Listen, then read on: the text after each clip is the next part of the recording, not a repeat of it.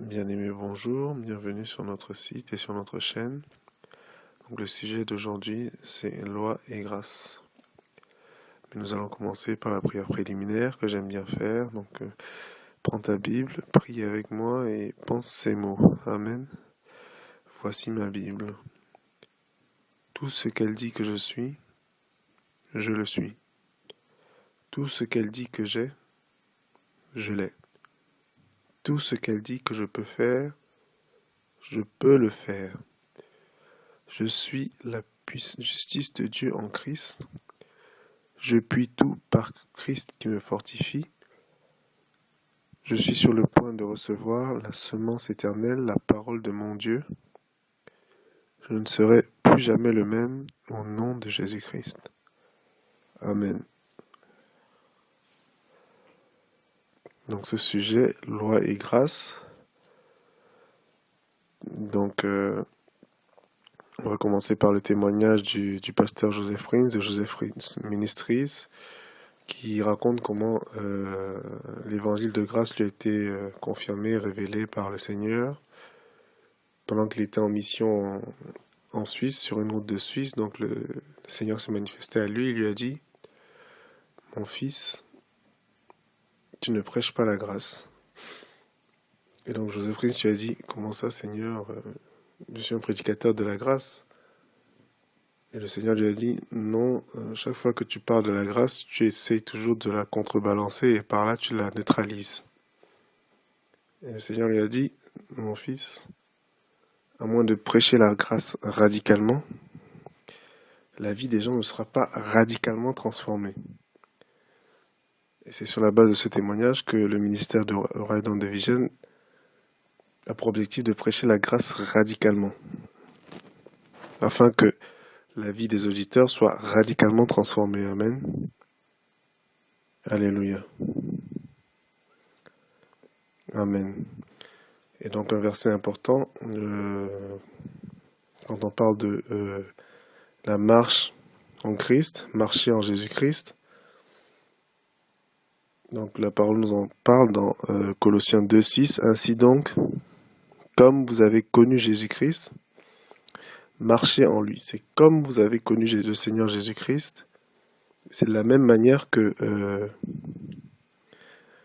vous marchez en lui. Comme vous avez reçu le Seigneur Jésus-Christ, ainsi marchez en lui. Et comment est-ce que tu reçois le Seigneur Jésus-Christ? Donc dans Romains, il nous dit: si tu confesses de ta bouche le Seigneur Jésus, et si tu crois dans ton cœur que Dieu l'a ressuscité des morts, tu seras sauvé. Car c'est en croyant du cœur que l'on parvient à la justice, et c'est en confessant de la bouche que l'on parvient au salut, selon ce que dit l'Écriture. Quiconque croit en lui ne sera point confus. Donc Romains 10, et versets 9 à 11. Si tu confesses de la bouche et si tu crois, c'est en croyant du cœur et c'est en confessant de la bouche que l'on parvient au salut. Amen. Alléluia. Donc, pour recevoir Jésus-Christ, pour recevoir le Seigneur Jésus, il faut croire et parler comme on l'a vu dans Romains 10. Et donc, Colossiens 2 nous dit: ainsi que vous avez reçu, ainsi marchez en lui. Donc, c'est pareil pour la marche avec Jésus. Croire et parler. Confesser, croire, confesser, en croyant, en confessant. Amen. Et c'est aussi cela, accomplir les œuvres de Dieu. Accomplir l'œuvre de Dieu, c'est aussi et d'abord confesser de la bouche et croire dans le cœur. Croire dans le cœur et confesser de la bouche. Amen. Et lui dire, dans Jean 6, et lui dire: que devons-nous faire? Donc c'est les disciples qui parlent à Jésus, pour faire les œuvres de Dieu. Et Jésus leur répondit: l'œuvre de Dieu, c'est que, donc dans la version d'Arby, il nous dit: c'est ici l'œuvre de Dieu. Donc on voit bien ici dans Romains 6, 28, 29, qui va donner la définition de l'œuvre de Dieu. Amen. C'est ici l'œuvre de Dieu, que vous croyez en celui qui l'a envoyé. Donc c'est ça l'œuvre de Dieu. Et ça, c'est la définition que Jésus donne de l'œuvre de Dieu. Amen. Et donc l'œuvre de Dieu, ce ne sont pas ce que la Bible appelle les œuvres de la loi. Car tous ceux qui s'attachent aux œuvres de la loi sont sous la malédiction. Tous ceux qui s'attachent aux œuvres de la loi. Car il est écrit: maudit est quiconque n'observe pas tout ce qui est écrit dans le livre de la loi et ne les met pas en pratique. Galates 3:10. Tous ceux qui s'attachent aux œuvres de la loi sont sous la malédiction, donc l'œuvre de Dieu, ce n'est pas les œuvres de la loi. L'œuvre de Dieu, ce n'est pas non plus ce que la Bible appelle les œuvres mortes. Donc on n'a pas de définition précise des œuvres mortes, mais dans le livre d'Hébreux, Hébreux 5 à Hébreux 6, il nous dit « Car quiconque, on a déjà vu, car quiconque use de lait, ne sait point ce que c'est la parole de justice parce qu'il est un enfant, mais la viande solide est pour ceux qui sont déjà des hommes faits, c'est-à-dire pour ceux qui, pour y être habitués, ont le sens exercé à discerner le bien du mal. » Sous-entendu, distinguer la justice de Dieu en Christ de la justice de soi par les œuvres. Amen. C'est pourquoi, laissant la parole qui n'enseigne que les premiers principes du christianisme, tendons à la perfection, et ne nous arrêtons pas à jeter de nouveau les fondements de la repentance, des œuvres mortes et de la foi en Dieu, de la doctrine des baptêmes, de l'imposition des mains, la résurrection des morts et du jugement éternel. Donc ça, c'est ce que l'auteur de l'Épître aux Hébreux appelle les premiers principes. Donc parmi les premiers principes, il y a la repentance des œuvres mortes. Donc ça veut dire qu'il faut arrêter les œuvres mortes. Amen. Dans Hébreux 5, verset 13 à Hébreux 6, verset 2, dans la version Martin. Et au verset 5, il nous dit qu'il nous montre très bien qu'il est impossible que le salut se perde, sinon ça voudrait dire recrucifier Jésus. Donc les premiers principes, la repentance des œuvres mortes, il nous dit dans Hébreux 5, 13 et suivant, l'imposition des mains, donc si tu n'es pas établi dans le fait qu'il y a une imposition des mains dans le christianisme, tu connais pas les premiers principes. La résurrection des morts, si tu n'es pas établi dans le fait que dans le christianisme, il y a la résurrection des morts, amen, ça veut dire que tu ne connais pas les premiers principes, il faut que tu rétrogrades en maternelle, amen. Alléluia. Donc en Hébreux 9, il nous en dit un peu plus sur les œuvres mortes. Il dit, car si le sang des taureaux et des boucs et la cendre de génisse, de laquelle on fait aspersion, sanctifie quant à la pureté de la chair ceux qui sont souillés, combien plus le sang de Christ, qui par l'Esprit éternel s'est offert lui-même à Dieu sans nulle tâche, purifiera-t-il votre conscience des œuvres mortes pour servir le Dieu vivant. Donc dans Hébreux 9, 13 à 14 dans la version Martin. Et donc le sang de Christ, pareillement au sang des boucs et des taureaux, le sang des sacrifices de l'ancienne alliance, qui sanctifiait jusqu'à purifier la chair, le sang de Christ nous purifie la conscience des œuvres mortes. Donc on a vu qu'il fallait se repentir des œuvres mortes, il fallait que on soit purifié, notre conscience soit purifiée des œuvres mortes. Donc c'est quelque chose qu'il faut arrêter. Et donc on a un indice que les œuvres mortes, c'est pas l'œuvre de Dieu, mais ce serait plus les œuvres de la loi. Parce que là, on est uniquement dans Hébreu, on parle uniquement dans le livre d'Hébreu des œuvres mortes. Et donc ce serait pas pareil si on avait écrit une épître au français, amen. Et donc une autre définition qu'on peut avoir, ce sont des œuvres qu'on croit qu'en les faisant, elles donneraient la vie, alors qu'en réalité, elles donnent une mort spirituelle. La mort spirituelle se traduit peu à peu par une mort charnelle. Amen. Et à contrario, donc on peut, quand on pense aux œuvres, les exemples d'œuvres qu'on peut avoir, des ouvrages, on dit souvent dans le bâtiment, c'est la construction d'une maison. Donc ouvrage, œuvre. Et c'est très intéressant parce que dans le psaume 127, il nous dit, Cantique des degrés de Salomon, si l'Éternel ne bâtit la maison, ceux qui la bâtissent travaillent en vain. Si l'Éternel ne garde la ville, celui qui la garde veille en vain vous levez-vous le matin, vous couchez-vous tard et mangez-vous le pain de la douleur. Il en donne autant à ses bien-aimés pendant leur sommeil. Voici les fils ont un héritage de l'Éternel, le fruit des entrailles est une récompense. Psaume 127, versets 1 à 3. Donc c'est l'Éternel qui bâtit la maison. Si toi tu essayes de bâtir la maison, amen, si toi tu essayes de commettre l'œuvre, d'accomplir l'œuvre par tes propres forces, tu travailles en vain. Amen. Et donc c'est en vain que tu te lèves le matin, c'est en vain que tu te couches tard, et l'Éternel œuvre l'œuvre parfaite pour ses bien-aimés pendant leur sommeil. C'est ce que nous dit ici le psaume 127. Et c'est d'abord ça la grâce. La grâce, c'est d'abord mettre toute sa confiance, mettre toute son espérance dans l'œuvre de Dieu, l'œuvre que Dieu œuvre à travers toi. Amen. Il nous dit aussi dans Éphésiens 2:8, car c'est par la grâce que vous êtes sauvés par le moyen de la foi, et cela ne vient pas de vous, c'est le don de Dieu. La grâce, c'est un don de Dieu, la grâce c'est quelque chose qui ne vient pas de toi. Amen. C'est par la grâce que vous êtes sauvés. Et sauvé ici, c'est sozo le verbe, soteria le nom, donc le salut. Sozo, soteria, qui inclut la délivrance, qui inclut la guérison, qui inclut la prospérité, la provision abondante. Amen, gloire à Dieu. La grâce, une autre définition, c'est la faveur divine, une faveur imméritée. Quand tu regardes la Bible Amplified en anglais, qui a souvent des définitions entre parenthèses, il met souvent grâce, entre parenthèses, faveur divine. Donc c'est une faveur imméritée. Le meilleur moyen de spolier, le meilleur moyen de gâcher la grâce, c'est d'essayer de la mériter. Et la grâce, c'est la clé qui ouvre l'écriture. La grâce, c'est le chaînon manquant de la parole de Dieu, le maillon fort qui fait tout tenir ensemble fermement. Amen. Sans la grâce, ce n'est pas possible de comprendre les voies de Dieu. Il nous dit dans Psaume 103, versets 5 à 8, il nous parle des voies de Dieu.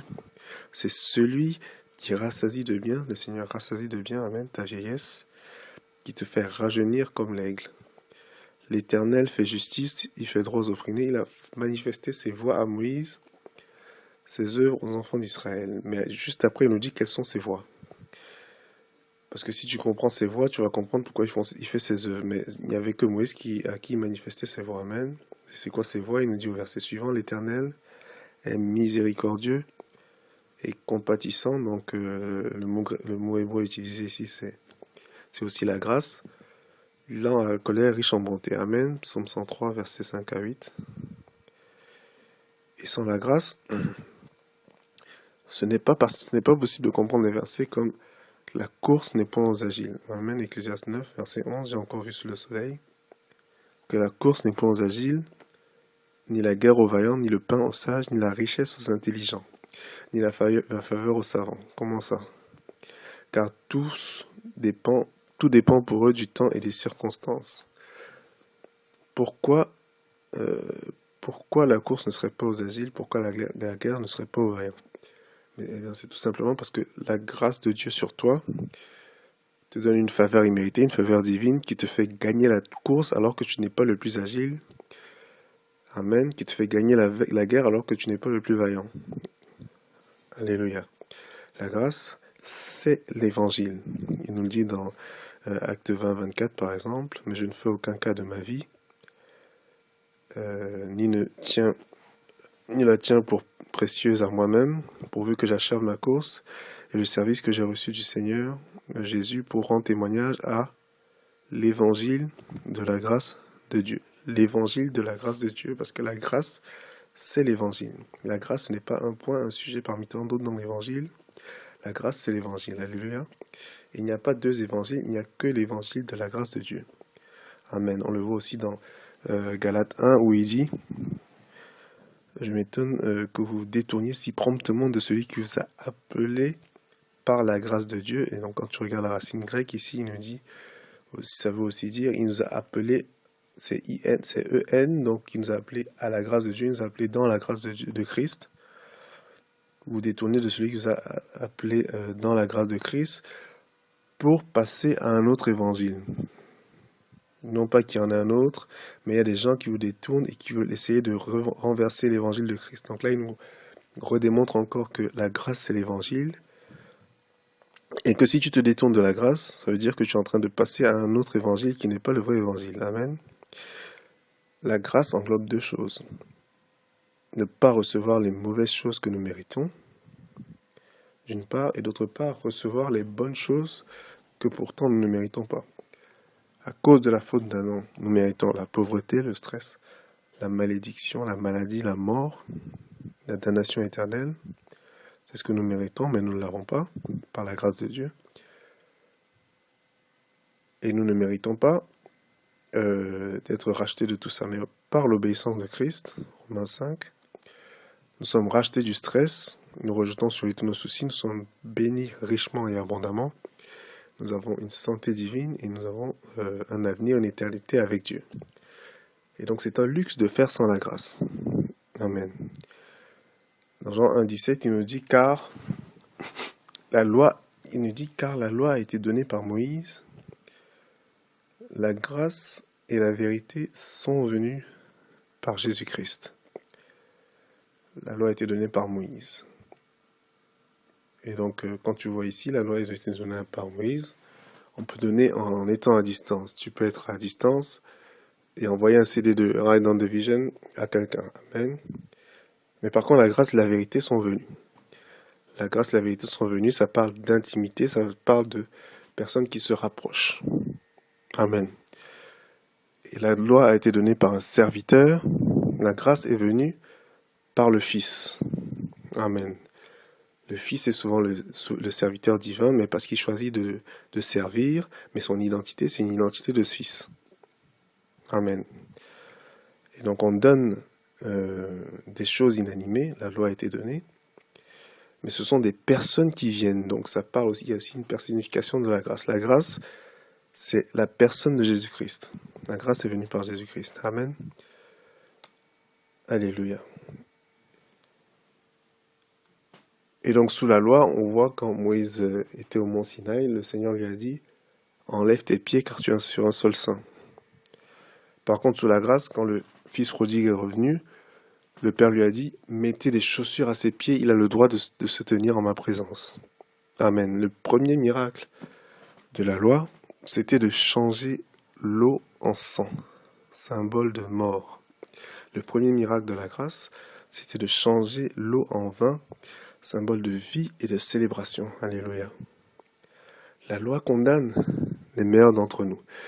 David, un homme selon le cœur de Dieu, a été condamné par la loi alors que c'est le meilleur d'entre nous. Par contre, la grâce sauve les pires d'entre nous. Même les plus grands meurtriers sont sauvés par la grâce. Amen.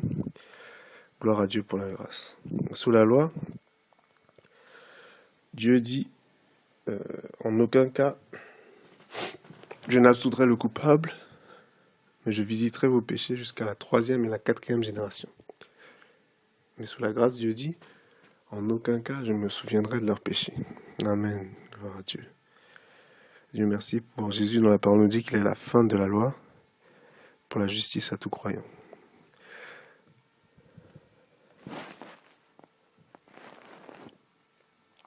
Et Dieu merci pour la nouvelle alliance, l'alliance de la grâce, dont la parole nous dit qu'elle est une meilleure alliance, établie sur de meilleures promesses. Et Dieu dit dans sa parole qu'il nous rend capables, comme ministres de la nouvelle alliance, pas de la lettre, car la lettre tue, mais l'esprit donne la vie. Donc il nous rend capables en tant que ministre de la nouvelle alliance. Donc il n'y a pas de complétude, il n'y a pas de suffisance pour toi. En tant que ministre de l'ancienne alliance, il faut que tu sois ministre de la nouvelle alliance, et c'est là que tu verras l'œuvre de Dieu se manifester pleinement. Alléluia. Et on a vu dans le premier message, donc une partie du verset qu'on aura maintenant, dans Matthieu 9, à partir du verset 14. Alors les disciples de Jean vinrent auprès de Jésus et dirent, pourquoi nous et les pharisiens jeûnons-nous, tandis que tes disciples ne jeûnent point? Donc c'est les disciples de Jean qui viennent demander ça à Jésus. Verset 15, Jésus leur répondit, les amis de l'époux peuvent-ils s'affliger pendant que l'époux est avec eux? Les jours viendront où l'époux leur sera enlevé, et alors ils jeûneront. Verset 16, personne ne met une pièce de drap neuf à un vieil habit, car elle emporterait une partie de l'habit, et la déchirure serait pire. Donc on a vu dans le premier message, donc là, Jésus fait clairement référence au manteau de justice qu'il va donner quand il va se donner à la croix, qui te donne à toi et à moi. Amen. Et donc on a une pièce d'habit neuf. Et donc le vieil habit, c'est le symbole de la justice qu'on avait sous l'ancienne alliance, la justice de soi par les œuvres. Verset 17, on ne met pas non plus du vin nouveau dans de vieilles outres, autrement les outres se rompent. Donc dans Luc 5, il nous dit, le vin nouveau fait rompre les outres, le vin se répand et les outres sont perdues. Donc dans Marc 2, il nous dit, le vin et les outres sont perdus, donc pas seulement les outres. Mais le vin nouveau, on le met dans les outres neuves, et le vin et les outres se conservent.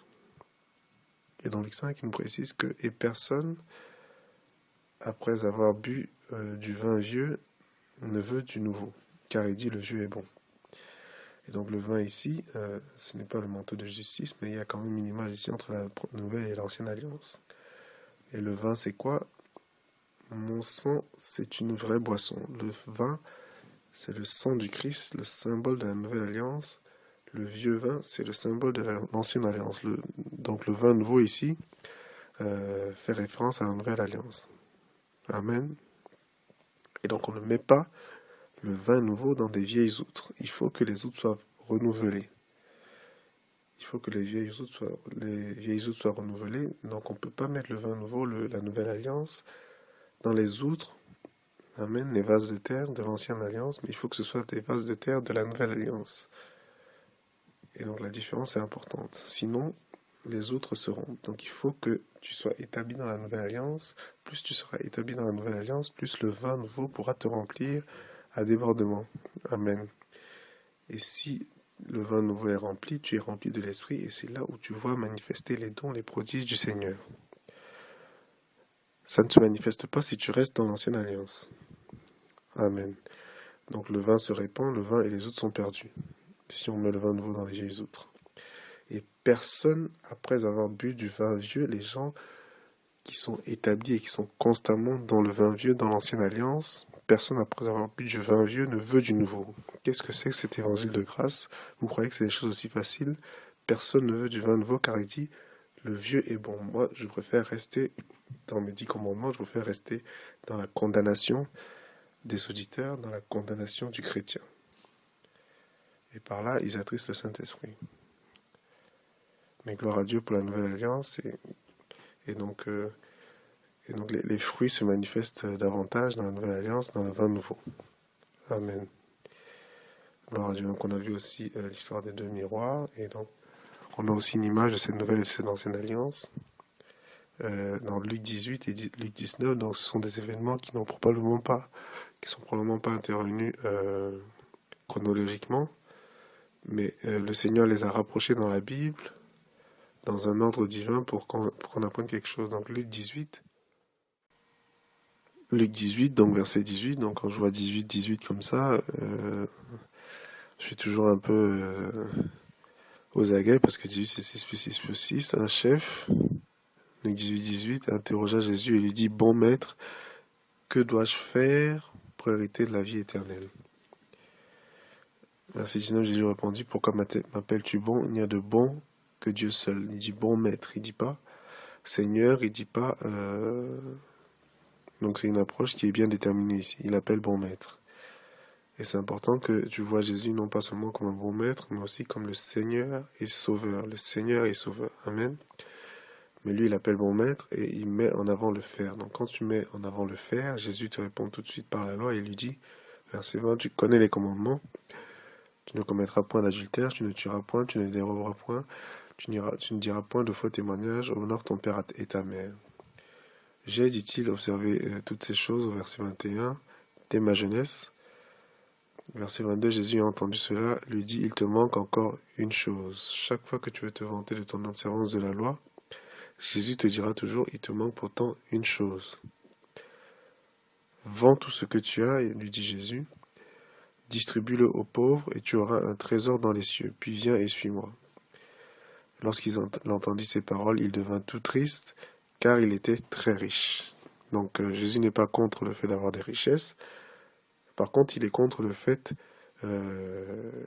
d'attribuer à ces richesses une autorité supérieure à Dieu au point que ta richesse devient ton Dieu. L'argent devient ton Dieu. Mammon devient ton Dieu. Et là, il a violé déjà le premier commandement et donc là, il a tout gâché. Amen. Et donc dans Luc 19, voici, verset 2, un homme riche, donc il est aussi riche, donc c'est comparable à Luc 18, nommé Zachée, un homme riche appelé Zachée, chef des publicains, donc c'était aussi un VIP, cherchait à voir qui était Jésus. Mais il ne pouvait y parvenir à cause de la foule, car il était de petite taille. Il courut en avant et monta sur le sycomore pour le voir, parce qu'il devait passer par là. Lorsque Jésus fut arrivé à cet endroit, il leva les yeux et lui dit, Zachée, hâte-toi de descendre, car il faut que je demeure aujourd'hui dans ta maison. Zachée se hâta de descendre et le reçut avec joie. Voyant cela, verset 7, tous murmuraient et disaient, il est allé loger chez un homme pécheur. Mais Zachée, se tenant devant les seigneurs, quand il a vu le Seigneur chez lui, il lui dit, voici, je donne aux pauvres la moitié de mes biens, et si j'ai fait du tort de quelque chose à quelqu'un, je lui en rends le quadruple. Et Jésus lui dit, le salut est entré aujourd'hui dans cette maison, parce que celui-ci est aussi un fils d'Abraham. Amen. Car le Fils de l'homme est venu pour chercher et sauver ce qui était perdu. Amen. Donc ici on a Zachée qui est aussi un publicain, mais il est dans une approche différente. Il cherche à voir Jésus. Il ne met pas en avant son observance de la loi, mais en dépit de ses limites, en dépit de sa petite taille, il essaie de voir Jésus, il essaie de comprendre Jésus, et là il touche directement le cœur de Jésus. Et Jésus lui demande directement la grâce. Il dit, je dois absolument venir chez toi. C'est Jésus qui s'oblige à venir chez lui. Et donc quand la grâce t'est montrée comme ça, la première chose qui se passe après, c'est que tu ouvres ton cœur, tu ouvres ton porte-monnaie, tu ouvres tout. Amen. Si j'ai fait tort quelque chose à quelqu'un, je lui en rendrai le quadruple. Donc là on a la différence entre Luc 19 et Luc 18, qui nous montre bien l'approche par rapport à Jésus, quand tu viens en mettant en avant la loi, ou quand tu viens en mettant en avant la grâce. Donc c'est deux choses très différentes qu'il faut connaître, qu'il faut comprendre. Amen. Alléluia. Et donc en revenant à Jean 1,17, donc il y a une chose très intéressante qu'on remarque dans la version originelle et qui ressort aussi dans la version Martin. Dans la version Martin, il dit la grâce et la vérité est venue. Il utilise ici la troisième personne du singulier. La grâce et la vérité est venue. Si Dieu dit que la grâce et la vérité est venue, je peux dire par exemple que le pain et le miel, mais là je dirais, sont délicieux. Amen. Mais par contre, si je parle de deux choses intimement liées, le pain au miel est délicieux, ça veut dire que je veux te faire comprendre que le pain est inséparable du miel, le miel est inséparable du pain. Quand on parle du pain au miel qui est délicieux. Et donc, quand tu touches le pain, tu touches le miel. Quand tu touches le miel, tu touches le pain. Quand tu touches la vérité, tu touches la grâce. Quand tu touches la grâce, tu touches la vérité. La grâce et la vérité est venue. Jean 1,17 dans la version Martin. Alléluia. Et donc, Dieu dit que la grâce et la vérité est venue. Que la grâce et la vérité est venue parce que tu ne peux pas toucher la vérité sans toucher la grâce. Chaque fois que tu touches la grâce, tu touches la vérité. Et inversement, chaque fois que tu touches la vérité, tu touches la grâce parce que la grâce et la vérité ne forment qu'un seul et unique élément. La grâce et la vérité est venue par Jésus-Christ. La grâce fait partie de la vérité fait partie de la grâce. Chaque fois dans la parole que tu vois inscrit, chaque fois que la parole proclame la vérité, tu peux remplacer le terme vérité par grâce sur cette base et ne pas changer la signification du verset. Amen. Donc dans 1 Pierre 1, 22, il dit purifier son âme en obéissant à la vérité. Donc quand tu obéis à la vérité, quand tu obéis à la grâce, gloire à Dieu, tu purifies ton âme. 1 Pierre 1, 22. Alléluia. Amen. Donc dans Jean 8, 32, et vous connaîtrez la vérité, et la vérité vous affranchira. Vous connaîtrez la vérité chaque fois que tu avances, chaque fois que tu en connais un peu plus sur la grâce t'affranchit. Vous connaîtrez la grâce, et la grâce vous affranchira. Donc c'est Jésus qui disait ces mots, vous connaîtrez la vérité vous affranchira. Et il disait ces mots à des juifs qui à l'époque apprenaient, ils connaissaient la loi par cœur dès l'âge de 5 ans. Et donc quand il leur dit que vous connaîtrez la vérité, il ne parle certainement pas de la loi, mais il parle plutôt de la grâce. Vous connaîtrez la grâce, alléluia, et la grâce vous affranchira. C'est la grâce qui libère, amen, alléluia. Et donc on a beaucoup de témoignages d'auditeurs de Joseph Prince Ministries, de l'église du pasteur Joseph Prince, qui disent qu'ils ont, par ce ministère, ouvert les yeux à la grâce, et qu'à partir de cette ouverture à la grâce, Ils ont laissé tomber des addictions qu'ils avaient depuis des années alors qu'ils étaient chrétiens depuis des années. Ce qui me démontre mieux encore ici que c'est la grâce qui affranchit, c'est la grâce qui libère. Alléluia. Amen. Donc la parole nous dit que par la loi vient la connaissance du péché. C'est pas, la loi ne donne pas la connaissance de Dieu, mais donne uniquement la loi du péché, la connaissance du péché. Amen. Donc on le voit très bien parce que donc des lois séculaires qui actuellement, enfin dans presque tous les pays, qui punissent l'infanticide prémédité, mais c'est pas ces lois-là qui empêchent une mère de tuer son enfant. Au contraire, c'est parce que la mère, elle aime tellement son enfant qu'il ne lui viendra jamais à l'esprit de préméditer le meurtre de son enfant. Donc cette loi-là, c'est pas la loi qui rend la mère, euh, qui la rend au courant de la loi et qui la fait ne pas observer la loi. Et donc de la même manière, il y a des gens qui ne commettent pas d'adultère, mais pas pour les bonnes raisons. Certains, c'est parce qu'ils n'ont pas les moyens. Et aujourd'hui, quand on voit le prix du cinéma, amen. Donc c'est pas évident de faire des sorties et ça coûte de l'argent. D'autres ne commettent pas d'adultère parce que personne ne regarde dans leur direction 2 fois. Et donc ils sont là, ils ne commettent pas d'adultère, ils disent qu'ils observent la loi alors que c'est pas pour les bonnes raisons. La raison pour laquelle tu ne commets pas d'adultère, c'est parce que tu aimes ta femme passionnément. La raison pour laquelle la mère ne tue pas son enfant, c'est parce qu'elle aime son enfant passionnément et c'est l'amour qui est l'accomplissement de la loi. Sans l'amour, toutes ses œuvres sont vaines. Amen. Alléluia.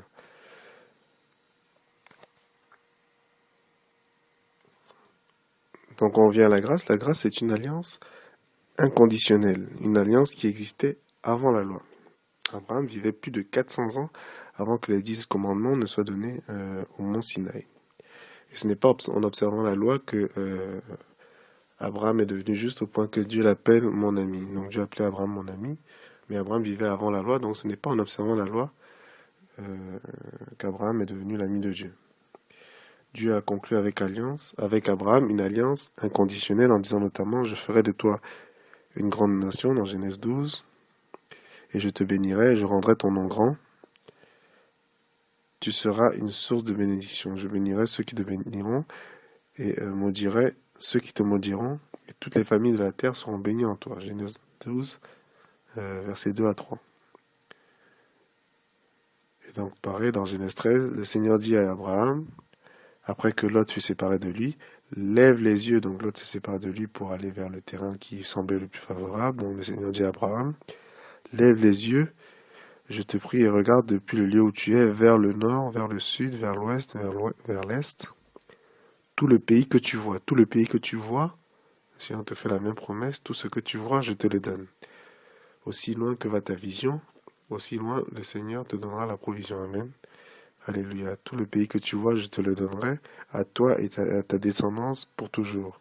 Je rendrai ta descendance aussi nombreux que les grains de poussière de la terre, donc le sable qui est au bord de la mer. Si on pouvait compter les grains de poussière de la terre, alors on pourrait compter ta descendance. Donc Genèse 13, versets 14 à 16, dans la version Nouvelle Livre Second. Et donc là, on voit bien que c'est une alliance de grâce, c'est une alliance qui est inconditionnelle. Et pour activer l'alliance de grâce, il faut devenir un homme ou une femme de l'alliance. Et donc ça commence par la circoncision que dans l'ancienne alliance, Dieu a institué à Abraham. Actuellement, pour nous, on a une circoncision de cœur, donc là, dans la Bible nous parle. Donc au temps d'Abraham, c'était la circoncision dans la chair, mais c'était pas suffisant.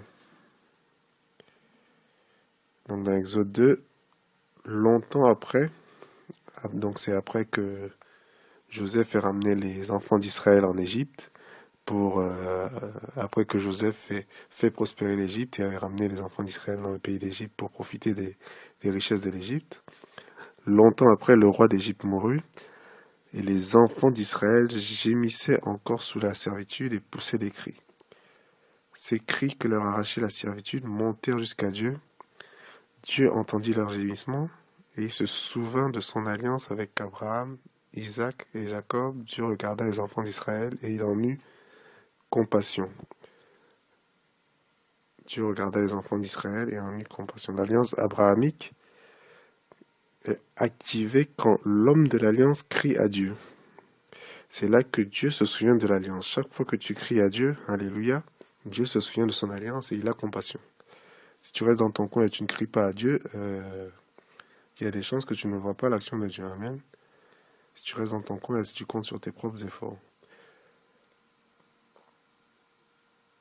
Et donc, quand il se souvient de l'alliance, il sort les enfants d'Israël de l'Égypte, de la servitude et du roi d'Égypte. Donc, l'Égypte, c'est l'image du monde dont nous sommes délivrés. Quand nous crions à Dieu, nous sommes délivrés du monde, nous sommes délivrés de la servitude du monde.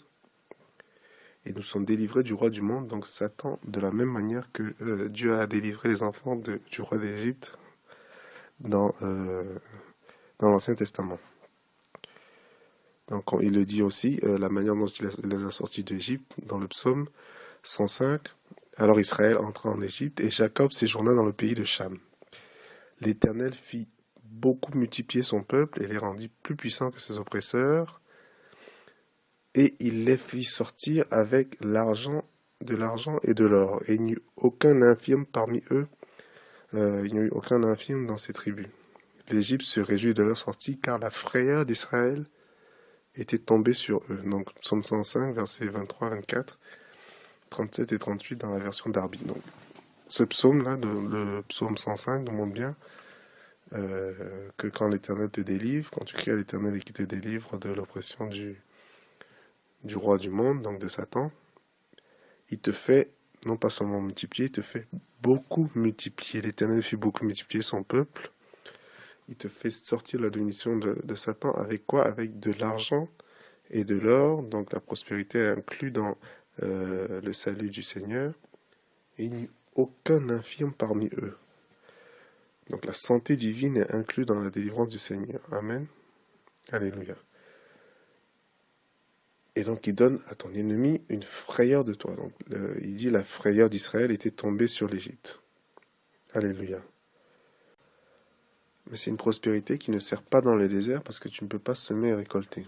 Cependant, Dieu reste avec toi pendant le désert. Amen. Donc toujours dans le psaume 105, versets 39 à 43, il étendit la nuée pour les couvrir, le feu pour les éclairer.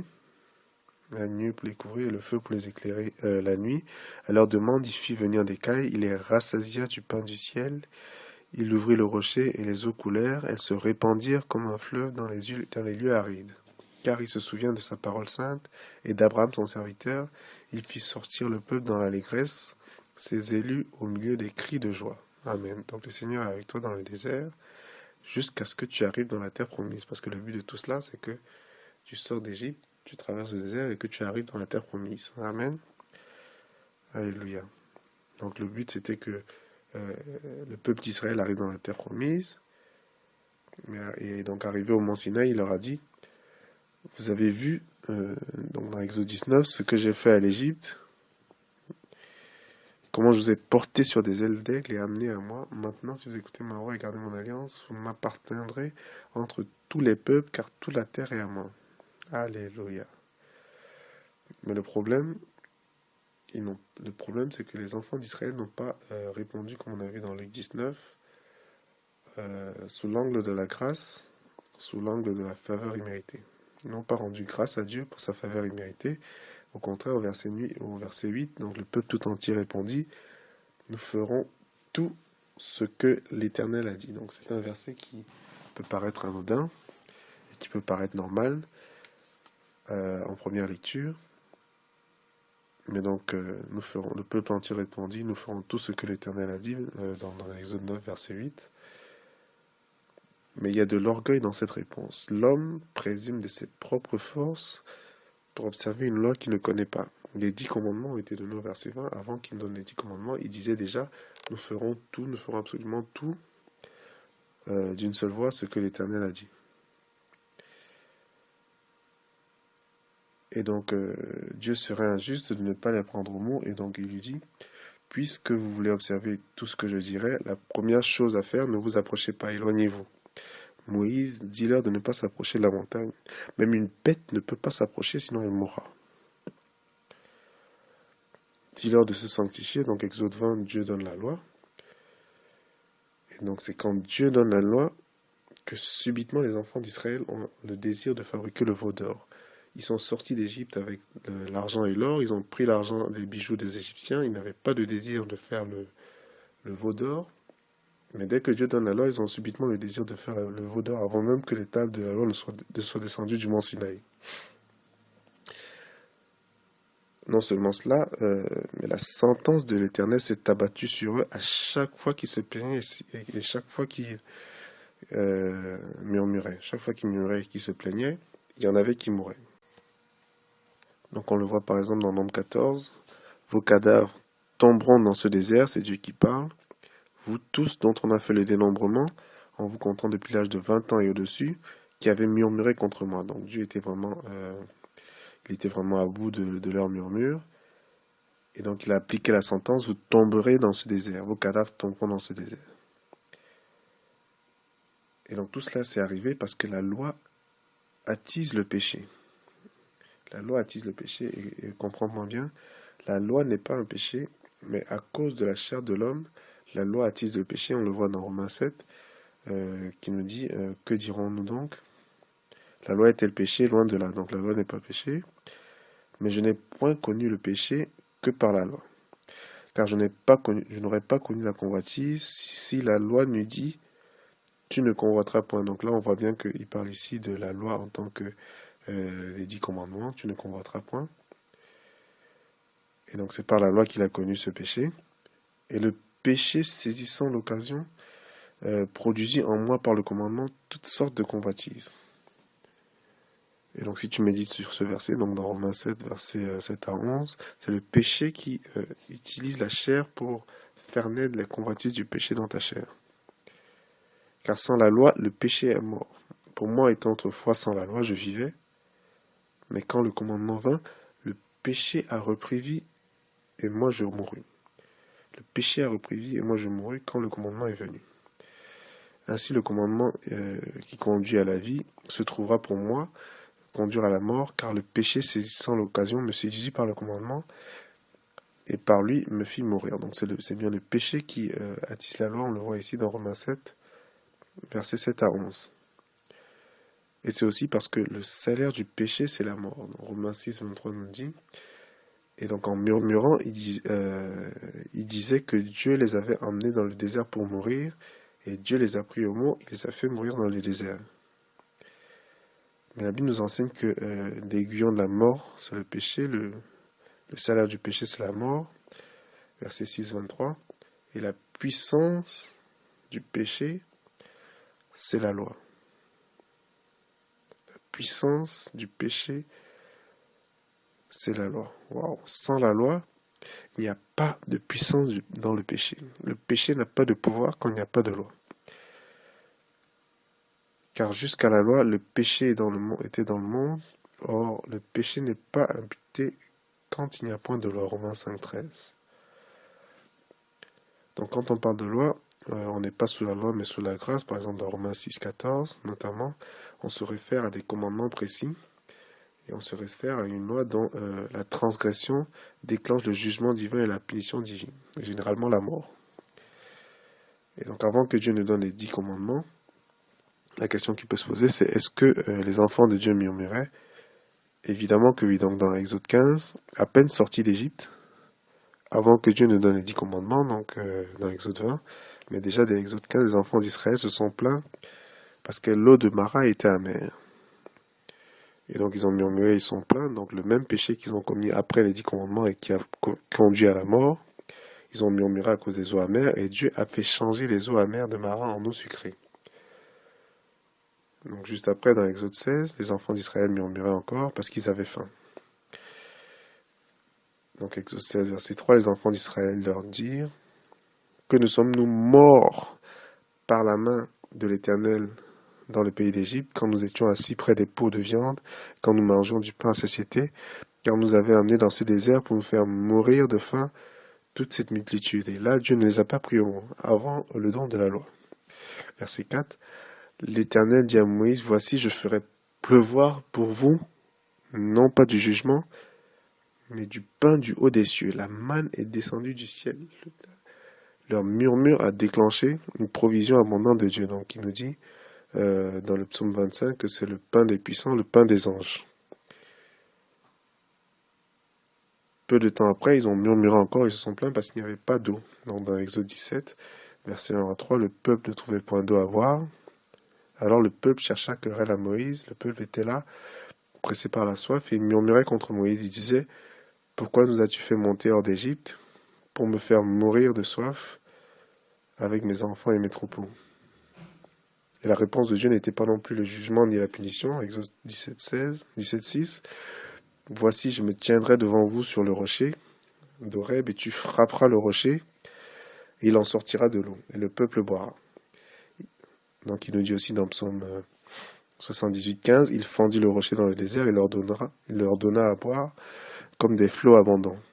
Et le rocher, c'était Christ. Alléluia, 1 Corinthiens 10:4. Et ce rocher, c'était Christ. Le Seigneur était près d'eux, dans la colonne de nuit le jour, dans la colonne de feu la nuit. Il était tout le temps près d'eux, il était très proche. Donc il leur a dit, vous avez vu ce que j'ai fait en Égypte, je vous ai porté sur les ailes d'aigle. Il leur a dit, vous serez pour moi un royaume de sacrificateurs et une nation sainte. Exode 19, verset 4-6. Donc avant qu'ils ne se vantent de leur observance d'une loi qu'ils ne connaissent pas. Un royaume de sacrificateurs, donc ça fait écho à ce que Pierre disait, vous êtes un royaume de prêtres et une nation sainte. Gloire à Dieu. Amen. Donc la dispensation de Dieu d'avant qui nous donne la loi, c'est la même que celle qu'on a aujourd'hui. Donc il le dit dans 1 Pierre 2:9. Vous au contraire, vous êtes une race élue, un sacerdoce royal, des prêtres royaux, donc une nation sainte, un peuple acquis. Alléluia.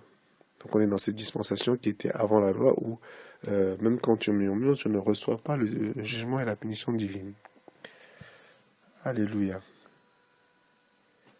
Amen. Et donc la Bible compare sans cesse la dispensation de la loi et la dispensation de la grâce, donc on l'a vu précédemment. Et dans la dispensation de la grâce, c'est une dispensation où Dieu dit, je ne me souviendrai plus jamais de leurs péchés, ni de leurs iniquités. Donc on le voit dans Hébreux 8:12 et dans Hébreux 10:17. C'est une dispensation où la sentence et le jugement de Dieu ne tombent pas sur toi, même si tu pêches. Et donc Dieu ne se souvient plus jamais de nos péchés ni de nos iniquités. Pour quelle raison? C'est pas parce qu'il a mis tous nos péchés, toutes nos iniquités sous le tapis et qu'il a décidé d'être miséricordieux sans fondement, non. Mais en fait, ce qui s'est passé, c'est que Jésus a porté dans notre chair tous tes péchés et tous mes péchés. Donc, il a reçu la sentence et le jugement divin pour cela. À la croix du Calvaire, il a été fouetté non seulement jusqu'au sang, mais il a été fouetté jusqu'aux os. Alléluia. Il nous dit dans le psaume 22, je pourrais compter tous mes os. Eux, ils m'observent, ils me regardent. Donc, il a été fouetté, il a été roué de coups jusqu'à ce que la peau s'est ouverte, les muscles se sont ouverts et la peau et les os étaient visibles de l'extérieur au point qu'il dit dans le psaume 22, mes os me regardent, mes os m'observent. Et par ces meurtrissures, nous sommes guéris. Alléluia. Mais non seulement ça, il dit, il a été pour plusieurs un sujet d'effroi dans Ésaïe 52, tant son visage était défiguré, tant son aspect différait de celui des fils de l'homme. Donc quand il a porté dans sa chair ton péché et mon péché, il a reçu le jugement divin à telle enseigne que son visage s'est déformé, il n'avait plus l'aspect du fils de l'homme, il n'avait plus l'aspect d'un homme, il était pire qu'un homme. Il était totalement défiguré. Gloire à Dieu pour son amour. Et donc il a reçu des vagues et des vagues de jugement et des vagues de jugement parce que le jugement de Dieu sur le sacrifice s'est matérialisé par le feu dans l'ancienne alliance.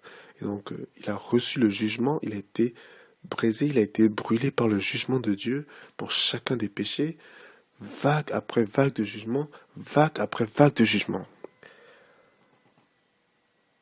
Et donc, pendant qu'il recevait tous ces vagues de jugement, il a crié, mon Dieu, pourquoi m'as-tu abandonné?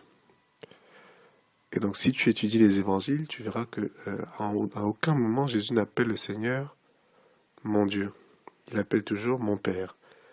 Mais par contre, là, à la croix, en tant que ton substitut divin, pour recevoir tous tes péchés, là, il n'était plus le Fils de Dieu, il était devenu le Fils de l'homme qui s'adresse à Dieu en disant, mon Dieu, pourquoi m'as-tu abandonné? Gloire à Dieu. Afin que toi aussi, une fois qu'il ait pris ta place et que toi tu aies pris sa place en tant que fils de Dieu, tu puisses crier, mon Père, pourquoi m'as-tu tant béni? Alléluia. Gloire à Dieu. Et donc il a reçu ainsi tout le jugement, vague après vague de jugement, il a absorbé tout le jugement divin de Dieu, et après il a crié, tout est accompli. Tout est accompli, il a reçu tout le jugement, amen, au point de dire, tout est accompli. Quand tu regardes le feu de Dieu qui est tombé sur le sacrifice, par exemple dans l'épisode d'Élisée, Élisée a mis le sacrifice, il a mis des pierres, il a versé des litres d'eau, plusieurs seaux d'eau, et après quand le feu de Dieu est tombé sur le sacrifice, le feu a complètement consumé le sacrifice, les pierres, l'eau, il a tout consumé, il ne restait plus rien du sacrifice.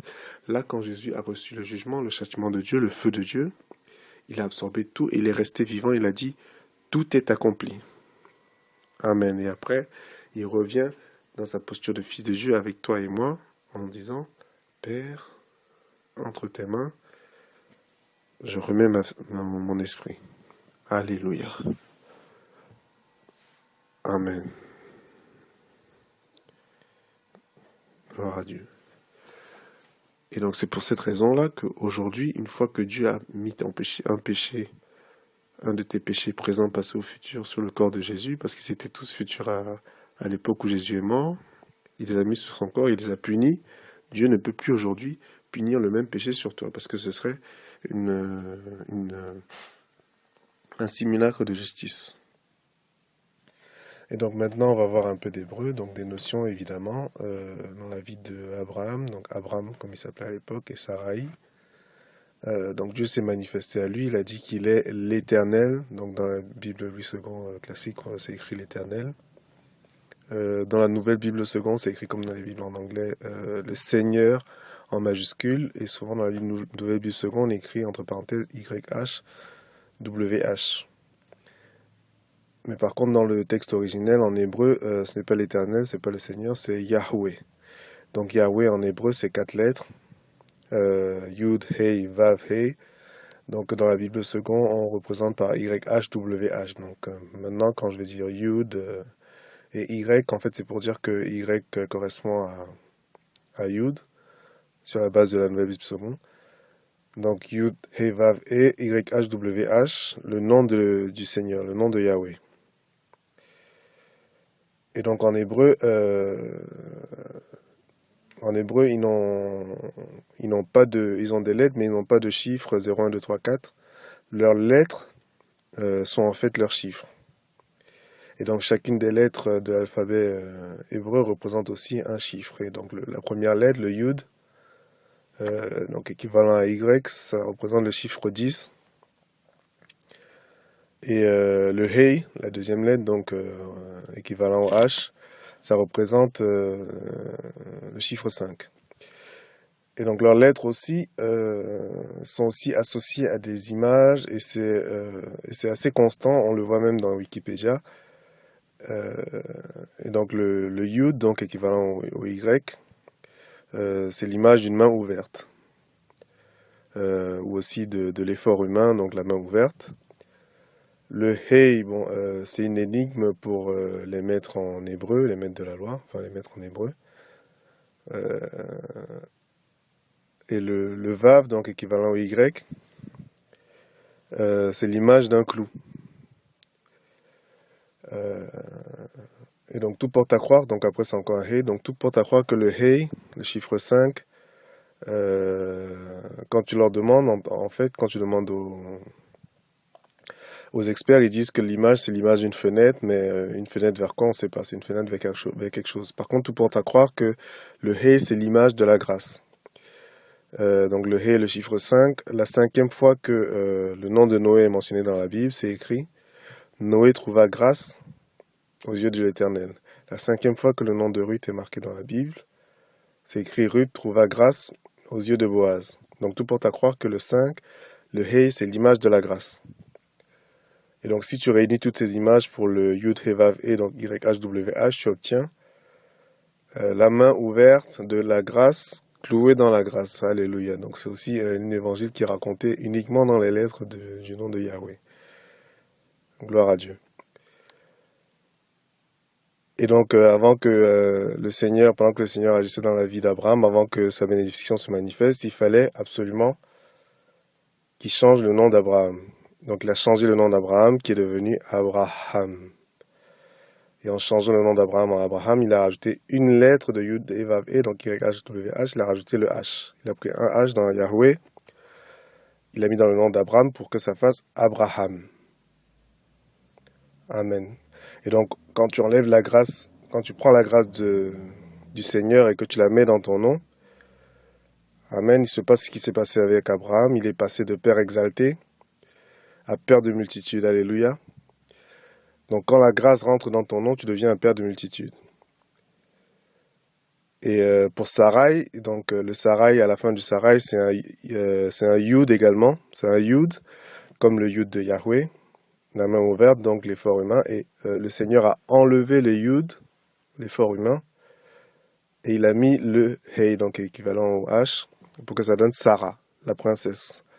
Gloire à Dieu. Donc quand tu enlèves l'effort humain et que tu le remplaces par la grâce, gloire à Dieu, tu deviens la princesse, non seulement la princesse, mais après qu'il ait changé leur nom, un an après, dans l'année qui suivait, ils ont reçu l'enfant de la promesse. Donc quand le Seigneur change ton nom et qu'il met la grâce, gloire à Dieu, tu obtiens les promesses, la manifestation des promesses, tu obtiens le bébé tant attendu. Alléluia. Et donc c'est pour ça que c'est important de recevoir également la grâce. Gloire à Dieu. Donc en résumé, recevoir la prédication de la grâce fait que ta vie devient radicalement transformée. La grâce et la vérité ne font qu'une et constituent la personne de Jésus-Christ. La grâce englobe ne pas recevoir les mauvaises choses que nous méritons, mais aussi et surtout recevoir les bonnes choses que nous ne méritons pas. Et quand tu approches Dieu sous l'angle de la grâce, il t'ouvre complètement les bras et te comble de ses bénédictions. La grâce est basée sur le fondement inébranlable du sacrifice de Jésus sur la croix. Et Jésus était ton substitut pour recevoir tous tes péchés et leur punition par Dieu, pour que toi tu sois son substitut en tant que fils de Dieu pour recevoir toutes les bénédictions de Dieu. Amen. Médite encore sur ce message. Laisse un message sur notre site ou sur notre chaîne. N'abandonne pas la grâce de Dieu et rappelle-toi que c'est par la foi et la persévérance qu'on hérite des promesses. Que Dieu te bénisse. Amen.